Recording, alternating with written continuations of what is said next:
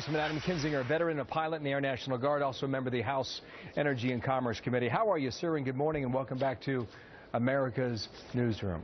Thanks, Bill. It's great to be here. You say that speech reinforced your view. How? Well, look, I mean, we've been hearing rumors of what's coming out of this Iran deal. By the way, the administration has not come out and said what they're negotiating. It's been one of the most non-transparent negotiations we've seen, and with, frankly, one of the most important nations in the Middle East. And we haven't heard anything. So when Benjamin Netanyahu came and said, here's what's on the table, basically in 10 years, this agreement's going to sunset. I'm 37. I'll be 47 in 10 years. It's not that long away. And he says, you know, look, we go from no centrifuges to 500 to now they're saying 6,500 centrifuges.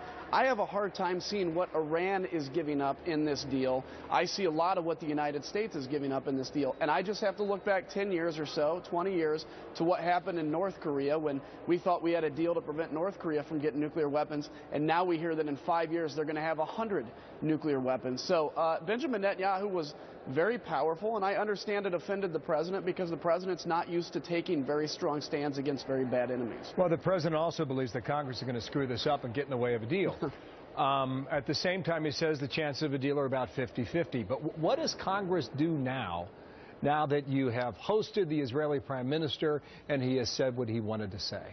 Well, look, I think the chance of a deal is closer to 100% because I think President Obama is determined to get a deal regardless of what that deal looks like. I mean, everything in the Middle East has played out to not offend Iran, including intervention in Syria, doesn't want to offend Iran. So what is the situation with Congress now? I think we heard a very strong prime minister take a very strong stand and make it clear that Israel, not that far, a stone's throw away from Iran, will defend itself at all necessary means. I think that's a strong message to us. I think that there's probably a veto-proof majority in both the Senate and the House. I don't know that for sure, but it feels like there may be, to override any bad deal or at least re-implement sanctions if a bad deal or no deal happen. And, you know, look, the president would be wise to understand that. The American people and Congress are on the side of Israel. After the speech, an 11-minute statement from the White House. Here is part of what the president said in reaction to Netanyahu.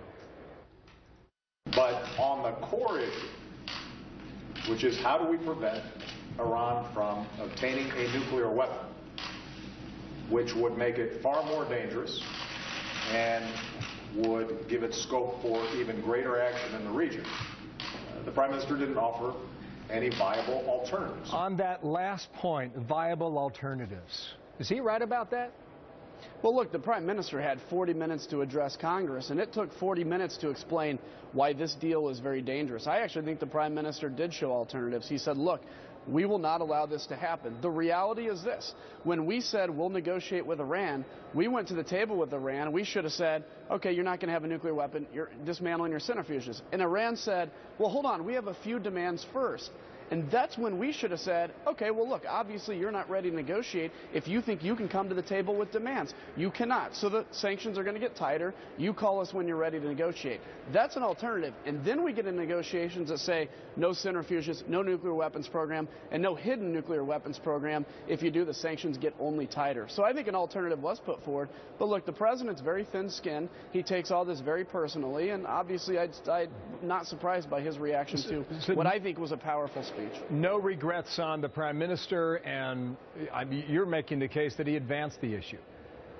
I think absolutely, and I hope the Prime Minister has no regrets because I think, again, this is, I mean, it's been 6 years since we've heard a very strong statement like this from the floor of the House of Representatives, and it was powerful, and it talked about the importance of American strength, Israeli strength, and stability in the Middle East, and I don't think it could have been put out in a stronger way. Adam Kinzinger, thank you. It is March 4th, 20 days away from that deadline, in this month anyway, between the U.S. and Iran and the talks on Switzerland. Adam Kinzinger, thank you. Republican from Illinois. Thanks, Bill. Appreciate your time. Here's Martha. Well, as we